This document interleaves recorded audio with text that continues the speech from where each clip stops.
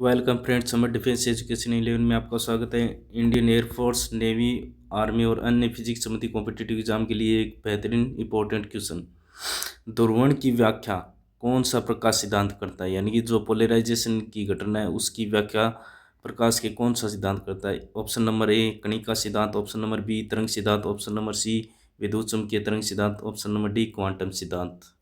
यहाँ अपना right answer होगा दोस्तों ऑप्शन नंबर सी विद्युत चुम्बकीय तरंग सिद्धांत। जो किसने दिया था? जो दिया था अपने वैज्ञानिक मैक्सवेल ने। ठीक है, अभी इनके वैज्ञानिकों के नाम देख लेते हैं। कणिका सिद्धांत दिया था न्यूटन ने, ये पूछा जा सकता है। तरंग सिद्धांत किसने दिया था? हाइगेन का तरंग सिद्धांत। और ये क्वांटम सिद्धांत प्लांक का है।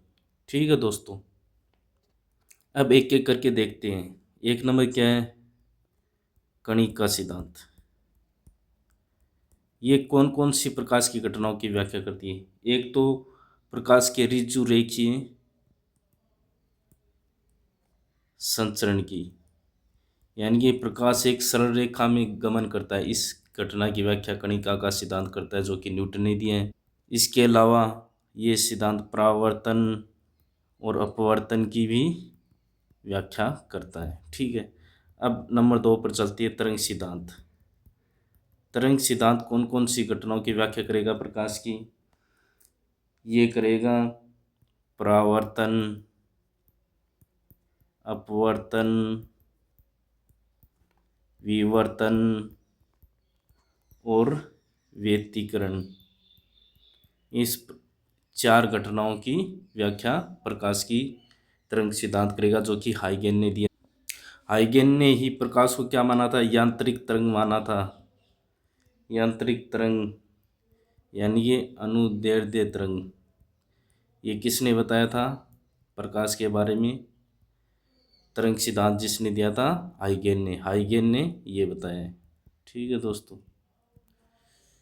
अब विद्युत चुम्बकीय तरंग सिद्धांत।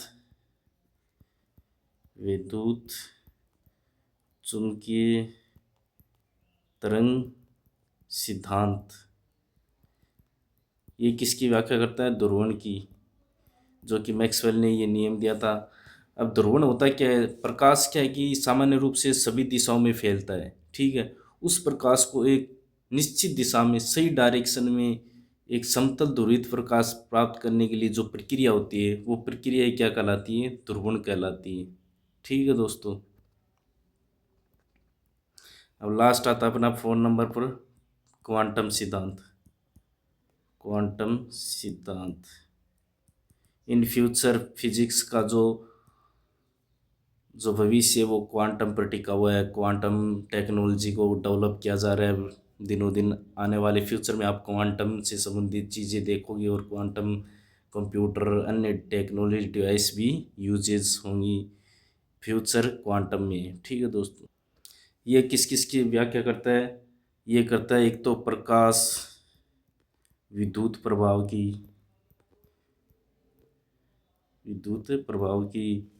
एक कॉम्पटन प्रभाव की, कॉम्पटन प्रभाव, एक जिमोन प्रभाव, इसके अलावा स्टॉक प्रभाव और युग्म उत्पादन। इन सब की व्याख्या किसके द्वारा होती है? अपने रमन प्रभाव भी आएगा इसमें। रमन प्रभाव जो कि अपने इंडियन वैज्ञानिक है, जिसने रमन प्रभाव की खोज की थी 1928 में। उनको फिजिक्स का नोबेल पुरस्कार भी दिया गया और 28 फरवरी को विज्ञान दिवस उन्हीं की स्मृति में भी मनाया जाता है। ठीक है दोस्तों, और एक इम्पोर्टेंट चीज़, प्रकाश की द्वैत प्रकृति होती है। प्रकाश की द्वैत प्रकृति होती है। कणीय भी होती है और तरंगीय भी। कणीय और तरंग,